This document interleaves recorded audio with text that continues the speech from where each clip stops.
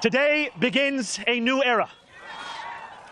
I stand before you, moved by the privilege of taking this sacred oath, humbled by the faith that you have placed in me, and honored to serve as either your 111th or 112th mayor of New York City. But I do not stand alone. I stand alongside you, the tens of thousands of you gathered here in Lower Manhattan, warmed against the January chill by the resurgent flame of hope. I stand alongside countless more New Yorkers watching from cramped kitchens in Flushing and barbershops in East New York, from cell phones propped against the dashboards of parked taxicabs at LaGuardia, from hospitals in Mott Haven and libraries in El Barrio that have too long known only neglect. I stand alongside construction workers in steel-toed boots and halal cart vendors whose knees ache from working all day. I stand alongside neighbors who carry a plate of food to the elderly couple down the hall, those in a rush who still lift strangers' strollers up subway stairs, and every person who makes the choice, day after day, even when it feels impossible, to call our city home.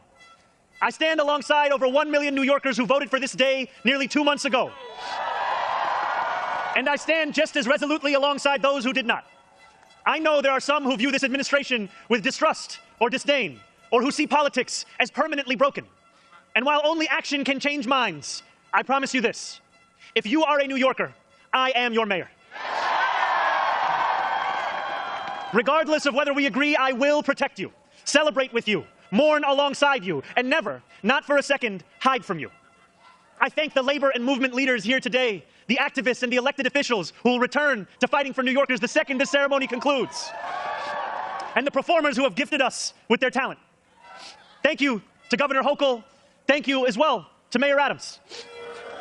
Dorothy's son, a son of Brownsville who rose from washing dishes to the highest position in our city, for being here as well. He and I have had our share of disagreements, but I will always be touched that he chose me as the mayoral candidate that he would most want to be trapped with on an elevator. Thank you to the two titans who, as an assembly member, I've had the privilege of being represented by in Congress, Nidia Velázquez and our incredible opening speaker, Alexandria Ocasio-Cortez. You have paved the way for this moment. Thank you to the man whose leadership I seek most to emulate, who I am so grateful to be sworn in by today, Senator Bernie Sanders.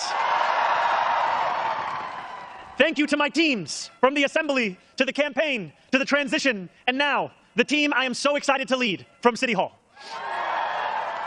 Thank you to my parents, Mama and Baba, for raising me, for teaching me how to be in this world, and for having brought me to this city. Thank you to my family from Kampala to Delhi. And thank you to my wife, Rama,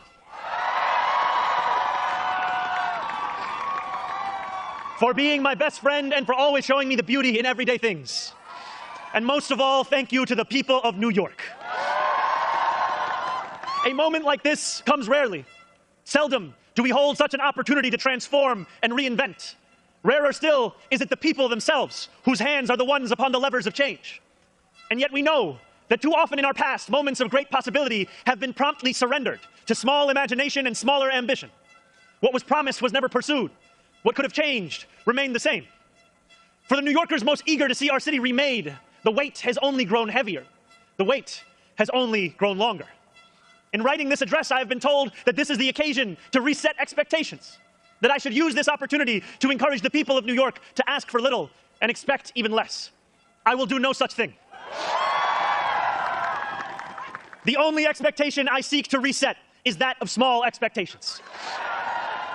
Beginning today, we will govern expansively and audaciously. We may not always succeed, but never will we be accused of lacking the courage to try.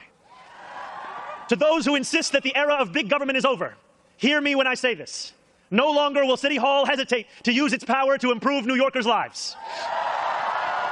For too long, we have turned to the private sector for greatness while accepting mediocrity from those who serve the public. I cannot blame anyone who has come to question the role of